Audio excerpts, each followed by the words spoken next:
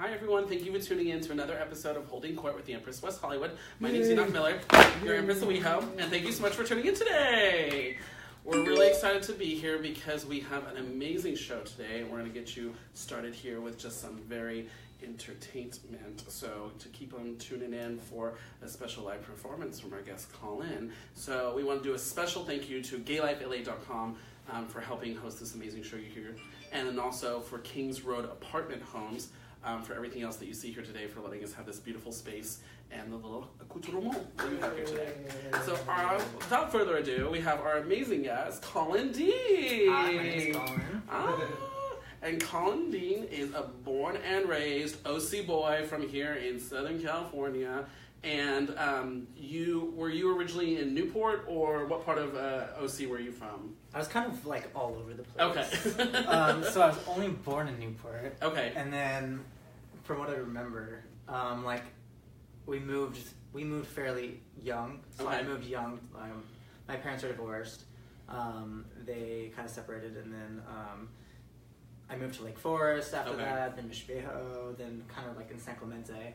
Okay. For 9 years and went to high school. So it's, I mean, within the rough vicinity. Within the realm. Okay, because you went to high school in San Clemente, and then you went to college in Mission Viejo. Yes. And that area. So you've stayed right around the whole place with that, which is great. I mean, it's a beautiful area there. I mean, anyone who's ever gone to the OC, it's super cute. Just don't go farther east. That's the only thing. Stay this side west.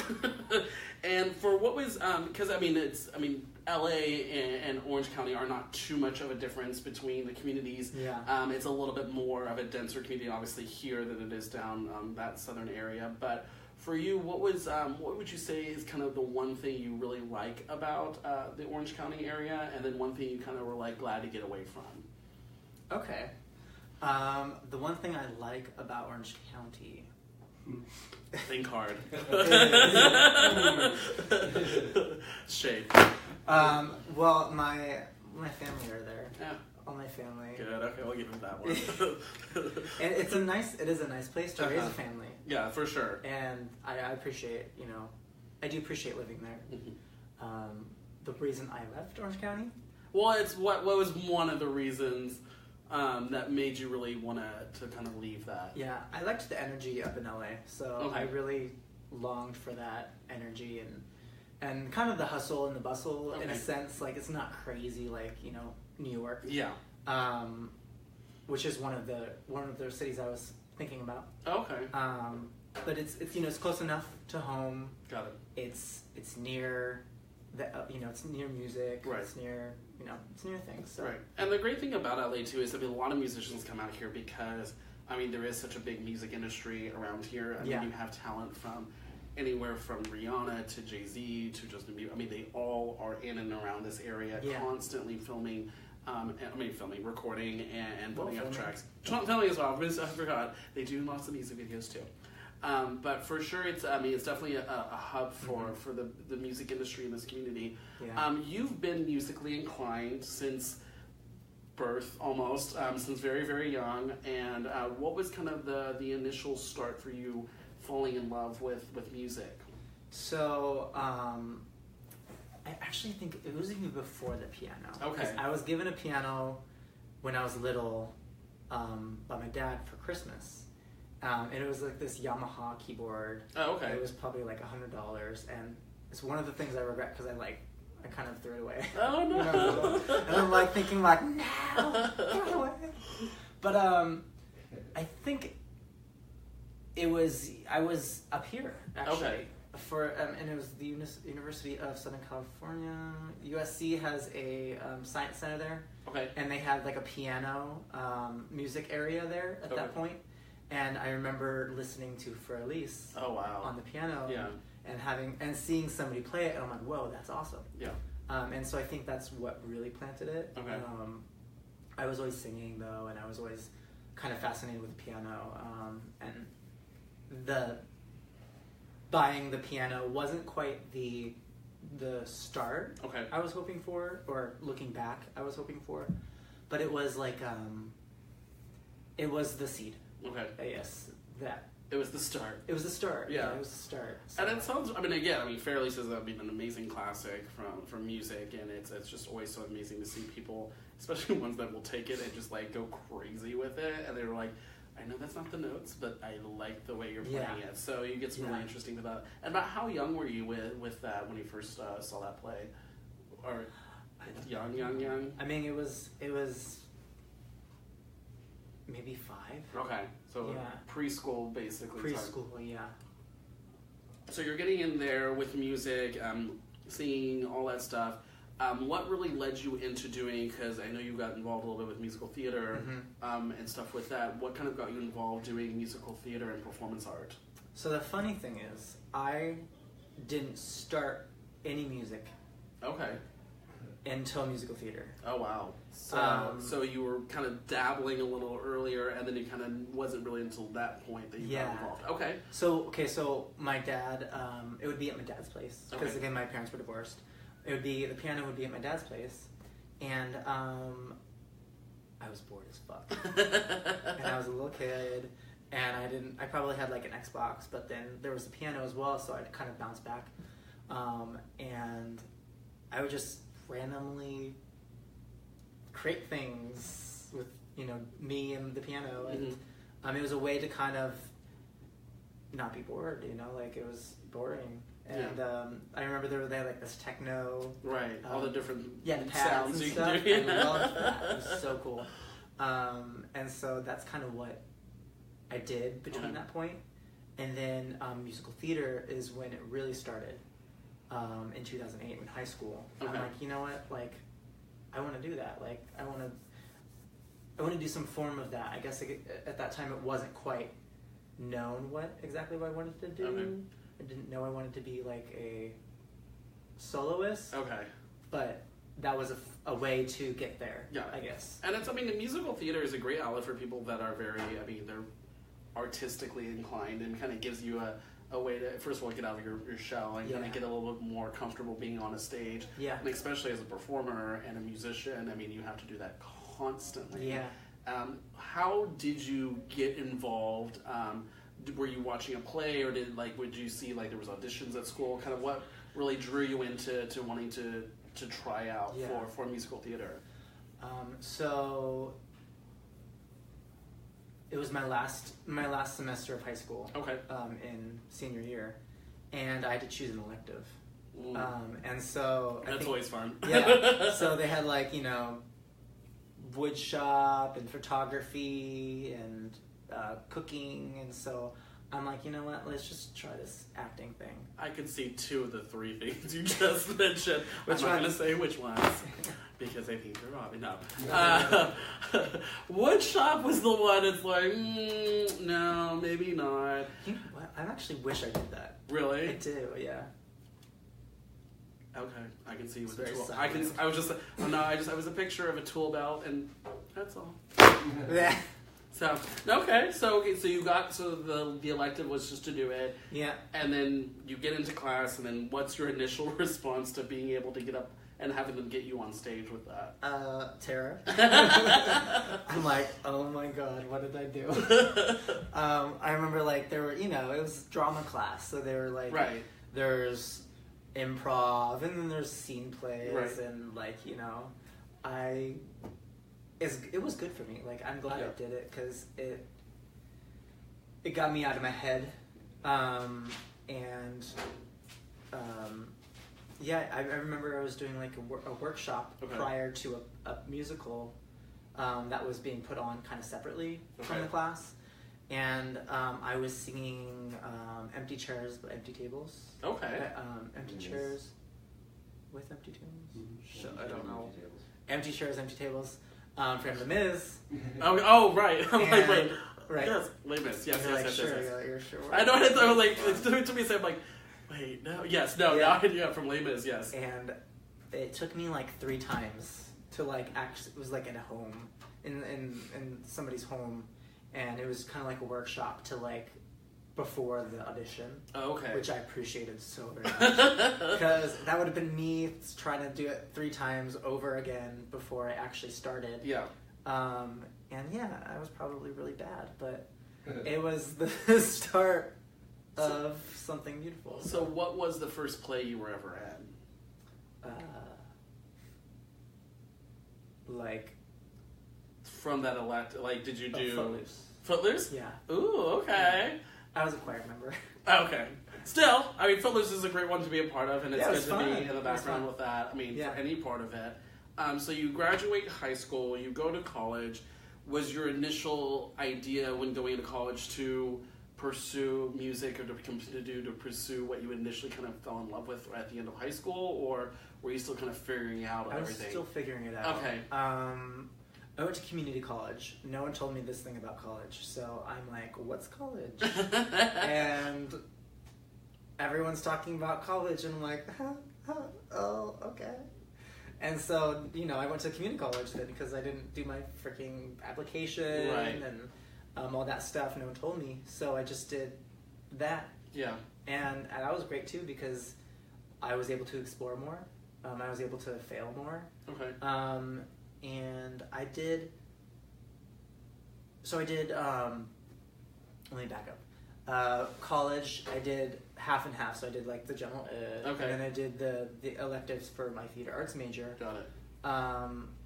And 2 years, 2-ish, I think, years into 2 years into the program, I'm like, this isn't for me. Like,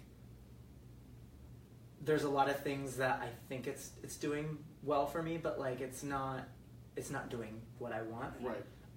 And so I remember one of the teachers, I told her I'm moving to LA, and I'm gonna tailor my wants and my needs around my life, and I'm gonna find people to help me.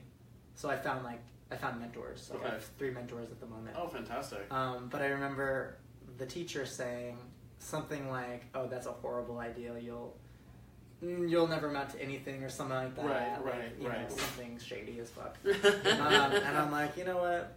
Whatever. Well, and it's also hard. I mean, LA music industry. It's a bitch and a half. I mean, everyone's trying to make it big. Everyone's trying to at least be heard. And I mean, you're fighting against all these people. Some of them are really talented. Some of them are not so much. Yeah. And so it's just this big competition. Now, when you came out here, did you come out with the desire to be a solo artist, or did you come out here going like, I'm just gonna kind of explore my musical options? Yeah. And actually, you know what? Solo artist, yes. I'm realizing I always knew I wanted to be a solo artist. Okay. I was kind of always afraid to be one. But for the first year, I actually didn't pursue anything. Oh, wow. I just kind of made sure I had a place to live. I had a job. That's the big thing. I made sure that I was stable and I had a good foundation. That's smart. Prior to actually pursuing something, because I'm really glad I did. Because 5 years later, I'm still learning. Yeah. And now it's finally, I'm seeing the fruits to my labor. Yeah. 5 years later, but if I didn't have that foundation, I'd be fucked. Yeah, and I think that's so true. Too many people come out here with this stars in their eyes, and they're all running like balls to the wall trying to do it, and then shit happens, and then they're screwed because they have nothing to fall back on. Yeah. They have nothing kind of keep their base secure, and then they just kind of disappear into the regions of LA or go back home. Yeah, it's depressing. Yeah. Like when you are working hard and you just don't get anything accomplished. Not anything accomplished, but like anything. It never goes the way you want it to. Well, it never does. Yeah, it never goes the way you want it to. But that's okay.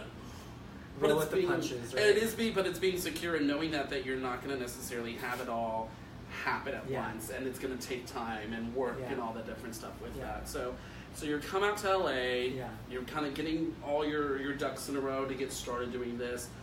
You said about a year before you actually started actively pursuing your career. Yeah.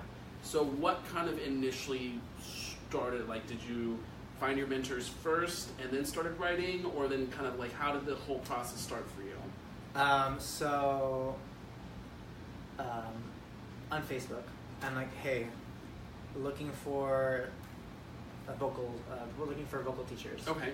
in the area. Anybody know any? And my coworker at the time, he's like, hey, like, why don't you, reach out to this lady, who has been my vocal coach for 5 years now. Wow. And yeah, I mean, it's been a great journey, and she doesn't only focus on vocals.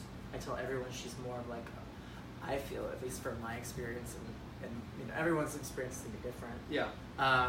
She's a vocal coach. Okay. But like, she's taught me so much more.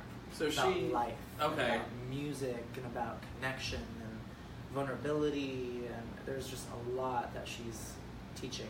Got it. That you get.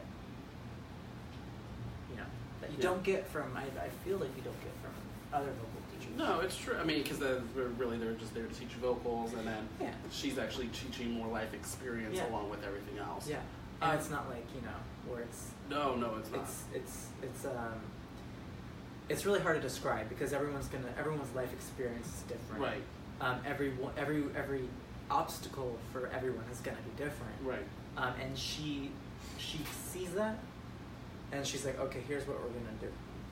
And it's just really crazy. Like, that's awesome. 5 years looking back, and I'm like, wow. Right. Like, she is amazing. And so when you're starting your music with everything, did you have an idea of the type of music you wanted to play? Because obviously finding your own voice and everything is very hard to do. What kind of were your earliest inspirations musically? And then who did you kind of want to emulate or emulate your music towards some specific genre? What was the initial part of all that? I always have a difficult time answering that question because I really like all music. Okay. I grew up listening to jazz and 80s. Okay. I love the pop now. I love musical theater. I love opera. I love, just there's a lot of things to love about music. Yeah. And if it's a good song, it's a good song. Right. If it gets me going in a feeling, like if it touches me, and it's R&B or rap, it's a good song. Okay. So for me, I was kind of lost, I guess, maybe when I was searching for what pattern not what pattern, but what genre I wanted to go to. Mm-hmm. I love techno. I love EDM. And I kind of first started that way. And then so now we're discovering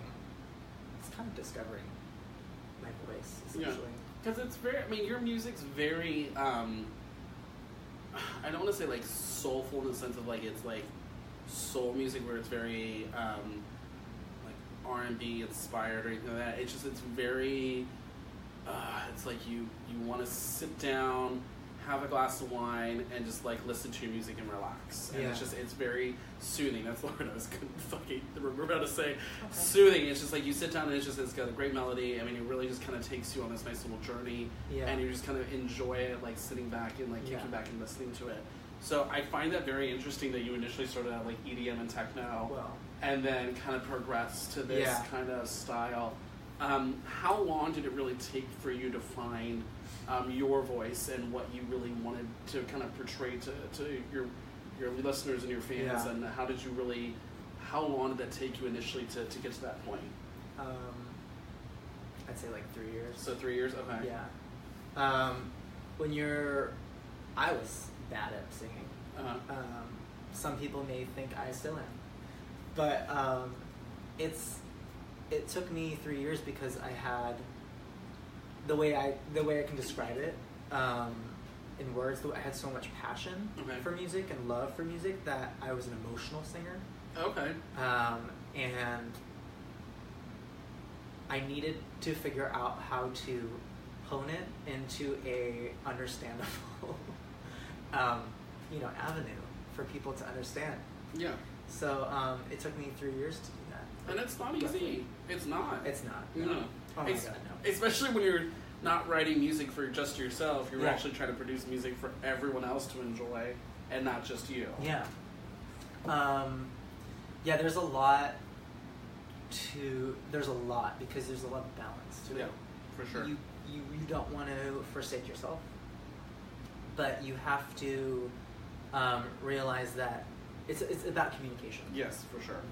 How are you communicating well with people? Right. Are you connecting with them? Like, it's about communication. Yes. And you know, these words that I'm using, what are they really saying? Mm-hmm. Like, I know exactly what I want to convey, but like, are these words doing that for me? Right, exactly. So it's about communication. Yeah. And it's the same way for, you know, singing. Yes, for sure. When you're writing, when you're singing. And I'd love to talk about your latest song that, well, your first song, but latest song that just came out, and called Remember. And give us a little background of how you came to write that one, and then what it kind of means for you putting it out there as your first EP out for the world to see. Yeah. So my vocal coach and I were doing a session, and I told her, like, I just feel like I don't know how to write. I had written songs before, but it's just like they're just so arduous. Yeah. To come out, like, it just like feels like, you know, pulling teeth. Mm-hmm. And I'm like, if that's the case, then it's like that's no fun. Right. Like, I don't want to pull teeth every single time I want to write a song. And so she's like, okay, it doesn't have to be this way. Like, right. You know, it's really simple, and you're just overcomplicating things, which I always do. And so she just grabbed the guitar, and we started recording something, and it was, you know, it was probably somewhere along the lines of some melodies that didn't make any sense. Okay. And then I went home. I didn't have anything in mind, like, I'm going to write this about this or that. And I just started writing something. And Remember was born. And so over the whole process of you putting all the music together, creating the melody, and creating all the stuff to actually make the song happen, about how long did that take you to do that whole process? I call this one a Frankenstein because it took a long time. Because I would have people say, hey, I'll help you with this. Okay. And I'll help you with this. And they would help to a degree. And then they would, and I appreciate their help. I'm not complaining at all. But at the end of the day, like, it needed to get done by me, in a sense, for it actually to happen. And so I would say maybe like 6 months, maybe 8 months. Like, I don't think it should, you know, I don't know what the process is normally, but for me, I feel like it's usually you practice the song, you know it, you know how you want to deliver it, and you deliver it. Yeah. And you record it. This was a little different.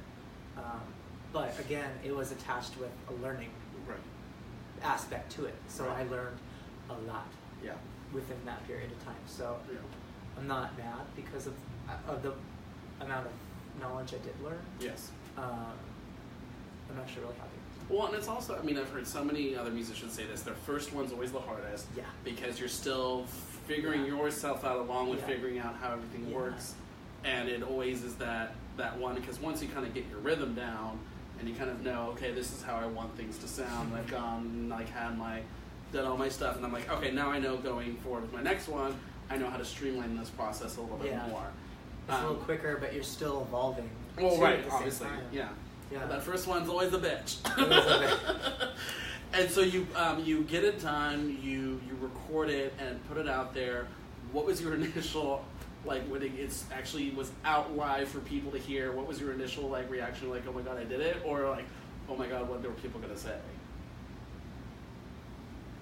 It was oh my god, I did it. Oh my god, I did it. Okay. Yeah, I honestly, like, I've just, at some point in my life, I'm like, I don't really care what people think. Okay. Like, they're gonna think what they're gonna think, and I can't change that. True. I can, and I don't want to change that because I'd change me in that aspect. And so it was just a matter of, oh my god, I did it. What's next? Okay. You know, and I still don't. And she's still figuring it out, Still ladies and gentlemen. figuring it out. Which, honestly, I mean, it's always going to be a process of figuring out Yeah. yourself and everything with that, because it is not easy to do any of this. But we have something really special for everyone. Mr. Colin Deane will be playing a little bit. You can play as much as you would like from, I mean, through all of it. I'm not going to stop you. But, yeah, he's going to play Remember from us live here today, which I'm excited for. And it's actually really, really good. And if you haven't heard it yet, you can go to his website at colindeane.com and check it out. It's right there on the main screen. So, super good. So, if you will, sir. I do want to say also, if you go to colindeane.com, you subscribe to colindeane.com, you get the single for free. Oh. You get it for free, and you get, I'm playing next Friday. You get all my information. I let you guys know when I'm playing live in my list. So. Oh, fantastic! Yeah, and he's really good at live. So, and you do a lot of really fun covers. I've heard you do like Katy Perry before, yeah, and some other ones. So he does a bunch of really great covers, but this one's really good. So he's gonna play a little bit for us today. I'm so excited! All right, yay! So yeah, this is called Remember. I'm trying to think of which. I'll probably just do the whole thing. It's up to you. I mean, it's not like long, so that's perfect. Yeah.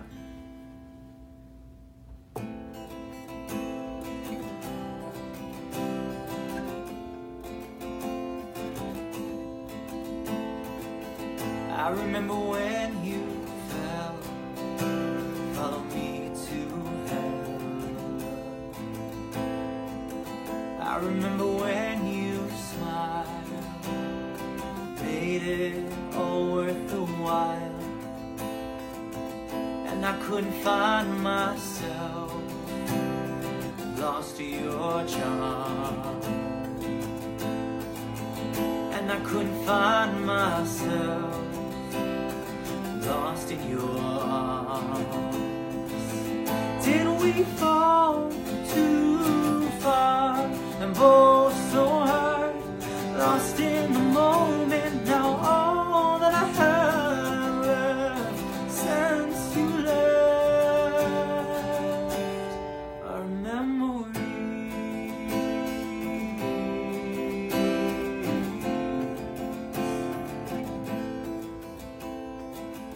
I remember what you said as we laid in bed. I remember how you kissed, nothing compared to this. And I couldn't find myself, lost to your charm. And I couldn't find myself, lost in your arms. Did we fall too far and both so hard, lost in the moment? Now all that I have left since you left are memories. Ooh.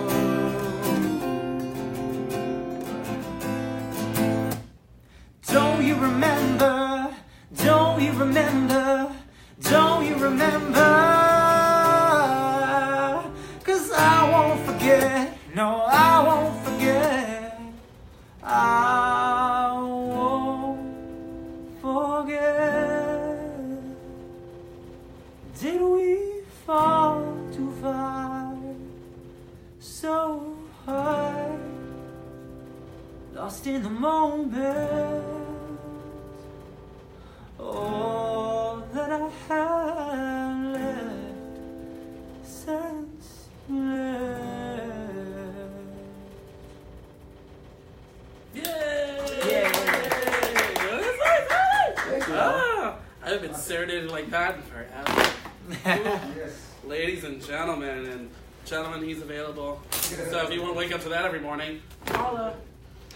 Go to colindeane.com, subscribe, and you can get that. I'm so amazed that you're giving that away for free, but go subscribe and you can check him out. I mean, performing live he's got some great videos you can see on YouTube as well of him performing live, so you can get a little taste to see what you're going to see.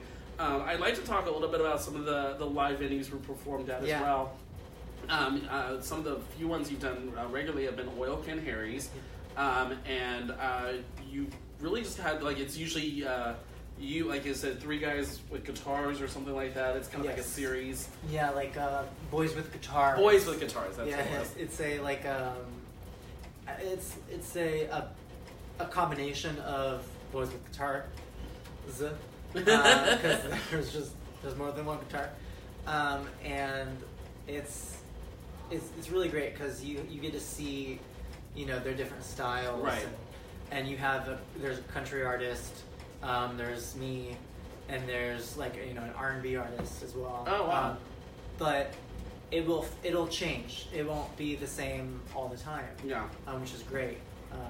I've happened to be there 4 years now, or 4 times at least. I'm not sure if it's 4 years because it's not like annually. Well, but I mean, it was at least starting in 2016, a couple years ago. Is kind of when you first started with it, and I think it has been like 3 or 4 times now. 3 or 4 times. Yeah, and it's really great because, I mean, like you said, it's this accumulation of different artists that have these different voices, but it's the fun of this just live performance of you guys. And it's always really interesting to see different artists come together, and how they can be so different, but the music still pulls everyone in the same, so which is really amazing. So what's your favorite aspect about performing live? Because I know some people love it and some people hate it. So do you like it more, or would you rather just record in the studio all day? I think that I'm gonna like it. Okay. It's like, what? I know I'm gonna like it. You just there's a thing you have to get used to. I don't know if it's comfortability or you just have to get used to a certain thing until you're like, okay, I got this. Got it. Okay. And I know I can feel it. I'm getting close to that point, but I haven't gotten to that point where you can really listen to a crowd or feel a crowd, energy-wise. Okay. You're using all your senses essentially. Right. And I haven't gotten to that point, but I know that when I do, I'm gonna love the fuck out of it.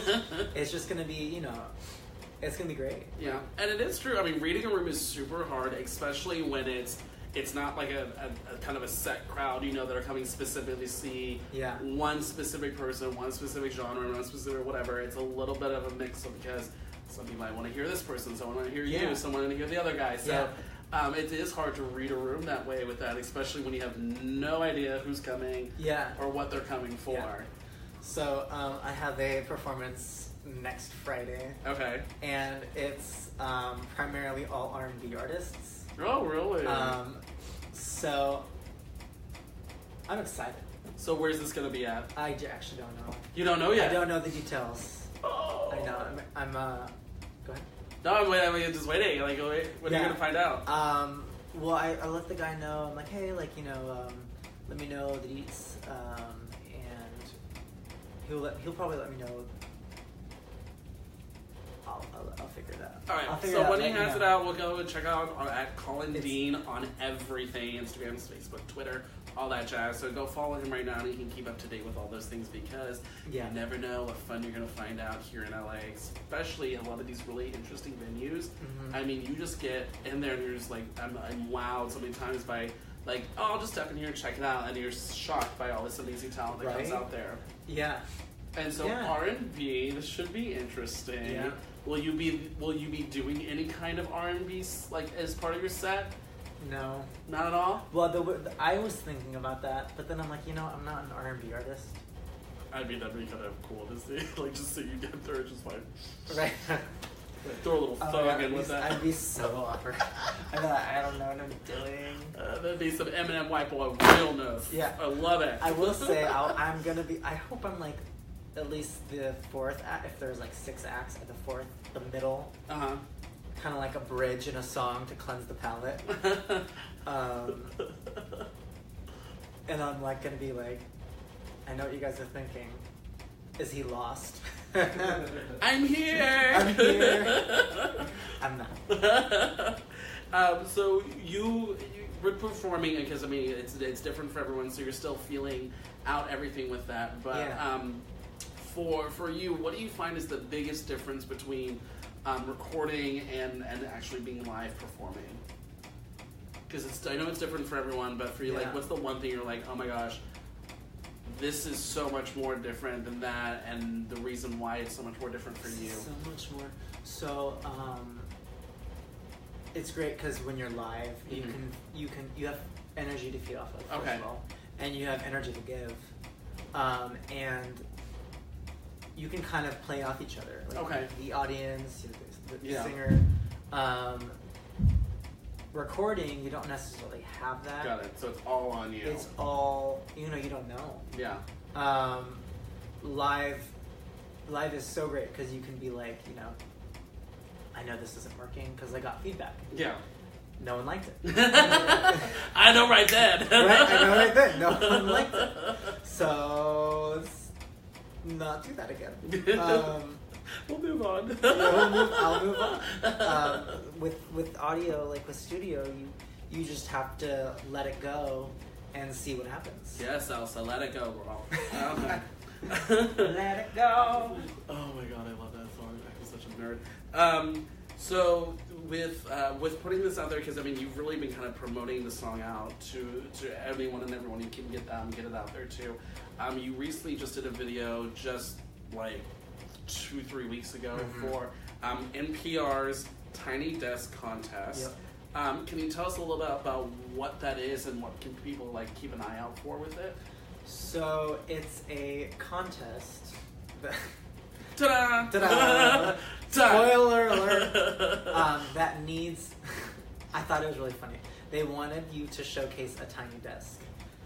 Literally. Wait, that's really it? Well, of you performing. But I mean, it needs to have a tiny desk. Yeah, there was requirements that you had to have a tiny desk or a desk in the whatchamacallit. So in the actual video itself. In the video itself. Okay. And so I showcased my desk that I work on every day as my music desk that I built.